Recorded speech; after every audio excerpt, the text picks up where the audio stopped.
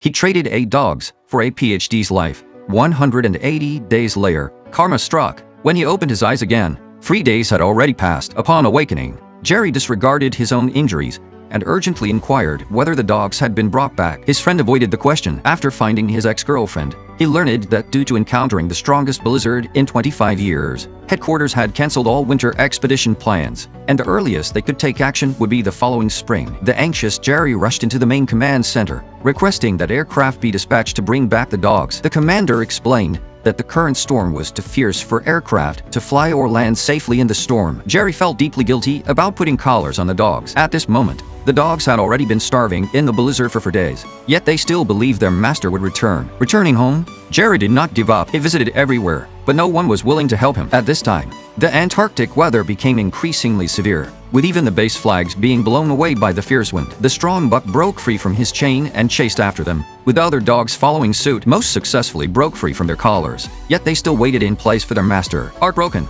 Jerry traveled thousands of kilometers to find the doctor. He took out a group photo taken before departure and recounted that experience. He served as an Antarctic guide, leading 8 sled dogs to accompany the doctor to Mount Melbourne in search of meteorites. When passing through ice layers during the journey, Max suddenly exerted force, causing chaos in the team. The sled slipped onto a crevice, and Jerry worked together with the dogs to rescue the doctor. Later, when the doctor stepped into empty space and fell into an ice cave, it was the lead dog Maya who led the pack to rescue him. Now the dogs who had rescued the doctor were abandoned in Antarctica. Jerry pleaded with the doctor for help, but the doctor advised him to forget, claiming the dogs could not survive in extreme weather. On the other side, the dogs had been surviving independently for 15 days. Max led his companions in chasing seagulls for food, while old Jack, injured and unwilling to burden the team, chose to stay behind. On the 50th day, Dewey accidentally fell off a cliff and died, and Max became separated from the team. On the 152nd day, Maya led the pack to discover food at an abandoned base, while the isolated Max survived by feeding on a stranded orca,